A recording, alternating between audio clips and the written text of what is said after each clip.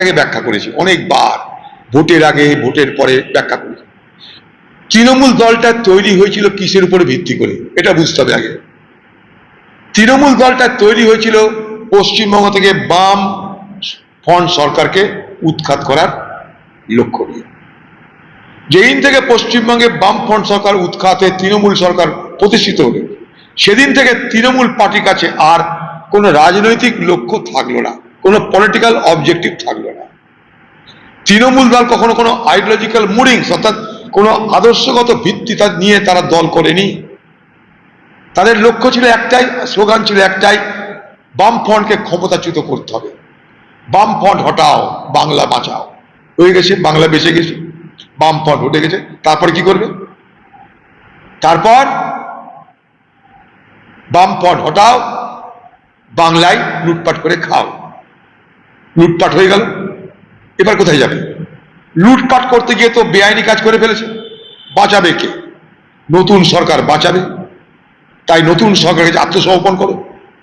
আত্মসমর্পণ করবার সময় নানা রকমের ছল চাতুরি করে এই আত্মসমর্পণ করা হচ্ছে, যেটা আমি একটু আগে ব্যাখ্যা করলাম। তাই পশ্চিমবঙ্গে আজ মমতা ব্যানার্জির নেতৃত্বে এবং ভারতবর্ষে আজ বিজেপির নেতৃত্বে, যদি ভারতবর্ষের সব থেকে বেশি কোনো অংশ ক্ষতিগ্রস্ত হয়ে থাকে তাহলে পলিটিক্যাল মোরালিটি, রাজনৈতিক আদর্শ, রাজনৈতিক সততা।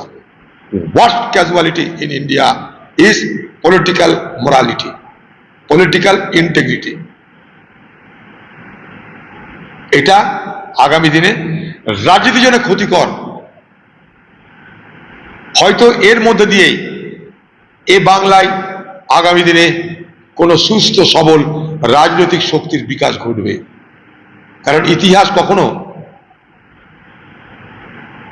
কোনো জায়গাকে শূন্য রাখতে দেয় না। সব যখন একদিকে নতুন জায়গা তৈরি হবেই। পশ্চিমবঙ্গে বাকি যারা দল আছে, যারা ধর্মনিরপেক্ষতায় বিশ্বাস করে,